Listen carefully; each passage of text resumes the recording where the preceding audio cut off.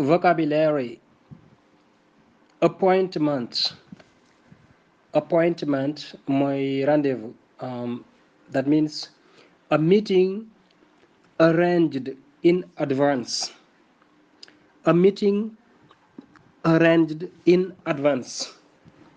mooy ndaje moo xam ne danga ko fixé avant maanaam ndaje moo xam ne war nga ko tase kenn mooy rendez-vous daal. Examples: I was late for my appointment mooy dama tardé woon sama rendez-vous bi daal.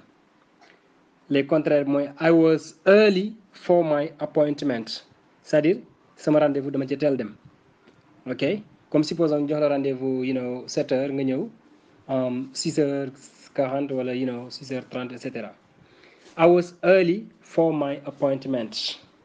okay and now this one, you have to make an appointment to see the doctor mooy faw nga fixer rendez-vous pour gis docteur bi. You have to make an appointment to see the doctor. We have an appointment with the minister at 30:40.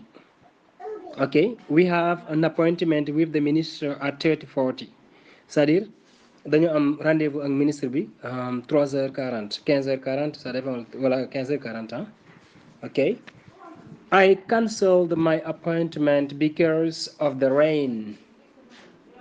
I cancelled my appointment because of the rain mooy sama rendez-vous dama ko annulé ndax taw bi ko en fait dama annulé sama rendez-vous